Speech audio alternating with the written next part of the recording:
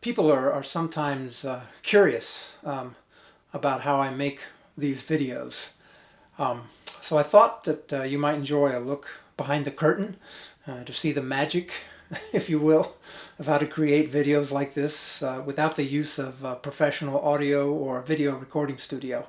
Everything I do here is a one-person effort. It's just me. And this is where it all happens, right here. The audio and video are all created in this little cubby and about 6 square feet of floor space, despite the illusion of sometimes being in various places, from a wooded forest to a stage to a cathedral. I never go outside of arm's length of this small space right here. And interestingly, this room is an addition to our home that was added by the original owners for her father, a man named Leo Schramm. Leo was an original member of the American Volunteer Group in the late 1930s, better known to most people today as the Flying Tigers. And I guess it's somewhat appropriate because I do a whole lot of flying by the seat of my pants in this space today. Those that have watched my videos since the beginning may notice a slow progression of improvement as I discovered ways to make fewer mistakes as time went by. And this is not intended to be a how-to video.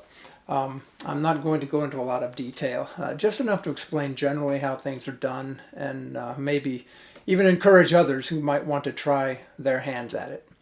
The main thing to remember for those who have ever done any project management in your past, in your career, or today, there are 3 things to be concerned with: cost, quality, and time. And unfortunately, you only get to pick 2. So you can have cheap and good, but it won't be fast. Or you can have good and fast, but it won't be cheap. Or the decision I made, cheap and fast, but not particularly good. You have to decide up front which of those 3 attributes is going to be left behind. For me, cheap was a given. I wasn't going to make a huge financial investment. So I got to decide between fast and good.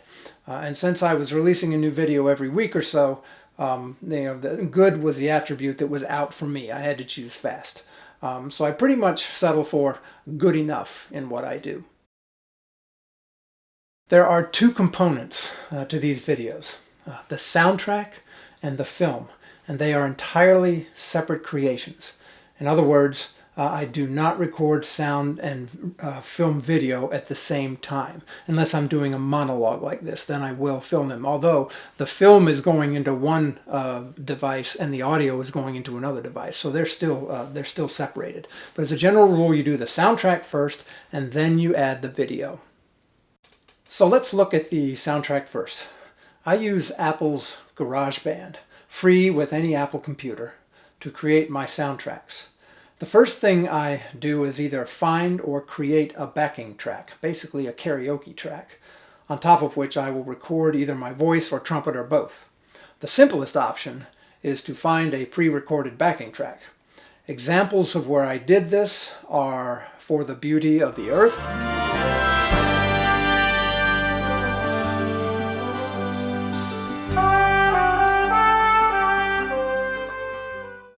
This Is My Father's World,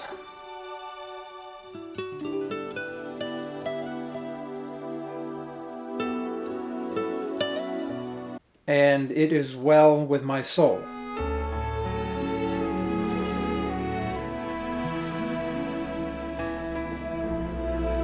All those were pre-packaged, so all I had to do was just import them into GarageBand and add my voice or trumpet. Sometimes I can augment a pre-recorded soundtrack by loading it into GarageBand and then adding additional orchestration over it. I don't think I've yet released one of those, but they are in the pipeline. Ferris, Lord Jesus, Savior Like a Shepherd Lead Me, Take My Life and Let It Be. These will be coming out in the next few weeks or months. Sometimes I have a piece of printed sheet music, usually just a piano part, that I can enter into GarageBand and then augment it to add a rhythm section and other instruments. Examples of where I did this are Little Tiny Child,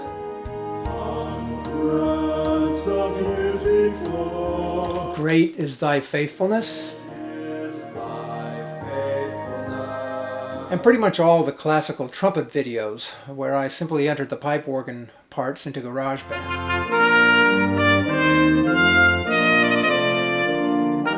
That takes a bit more time than a pre-recorded backing track, usually 2 or 3 days. And finally, sometimes I create the backing track from scratch. So it's my own arrangement. Examples of where I did this are O Come, Emmanuel, O come, O bright and morning star, and the church's One Foundation.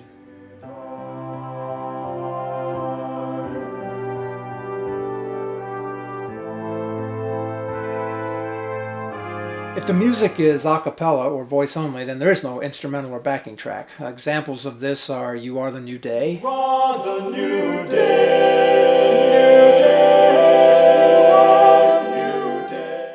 I had sheet music for that. A Poor Wayfaring Stranger, which is my own a cappella arrangement of an existing song. I'm going there to see my Savior. And the 3 Christmas motets, which were my own original compositions.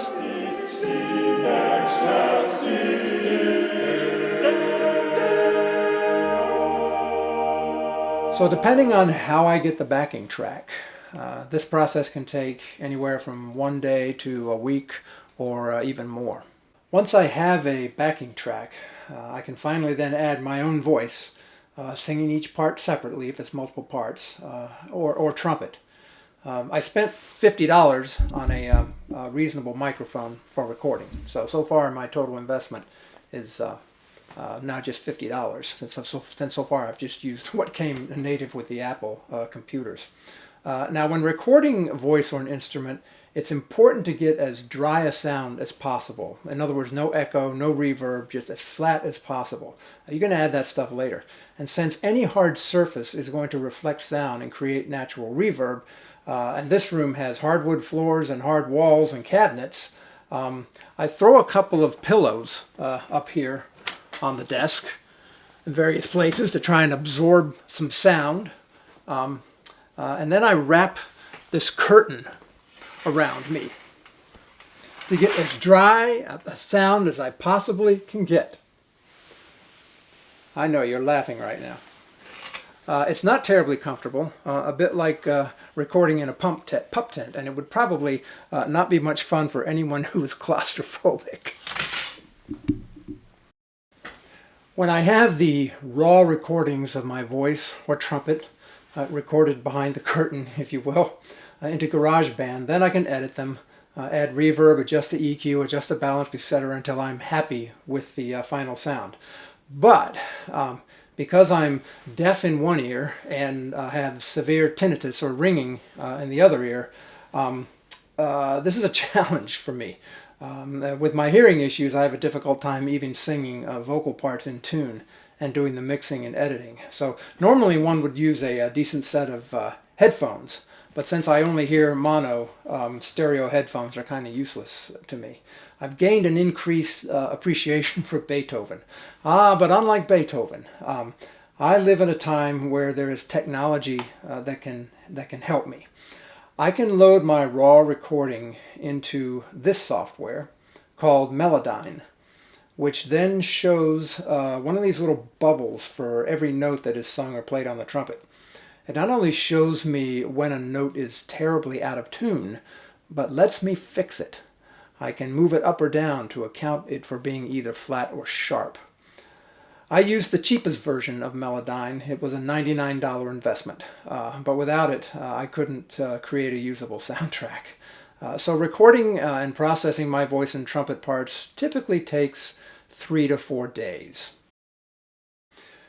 So as you can see, it can be a significant amount of work just to create the soundtrack before I even begin thinking about what kinds of images I would use in the video. And truth be told, it almost always takes more time to do the soundtrack than to create the video. But let's now move into the video component. My video editor is Apple's iMovie, again free with any Apple computer. There's a fair amount of creativity needed when doing a video. I try to decide upon an overarching theme that will tie things together. Some are easy, such as For the Beauty of the Earth and This Is My Father's World, for which I just used pictures of nature.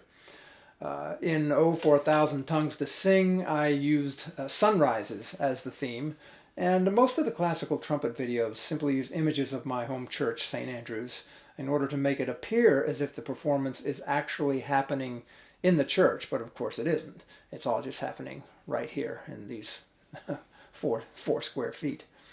The first thing I do is load that soundtrack I just created into iMovie. Then, for filming myself either singing or playing trumpet, I use my iPad as a camera. It's just sitting on a music stand in front of me right now. And when filming music, I lip sync to the soundtrack I've already created.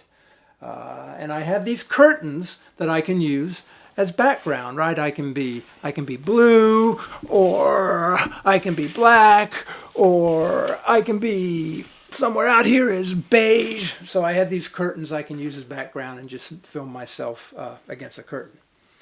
There are many internet sites where you can get stock pictures and video clips, but most of them require a paid subscription. There are, however, a few that offer free pictures and video clips, and those are where I get my video clips. There's better stuff available if you want to pay for it, but remember, one of my cheap was one of the requirements of my stuff. A lot of people ask how I make it appear that I'm in a forest or a stage or a cathedral when I'm really just standing right here. Well, probably my most used background is this. Green screen. It is a technology used extensively in professional movie studios today, and iMovie lets me do it as well.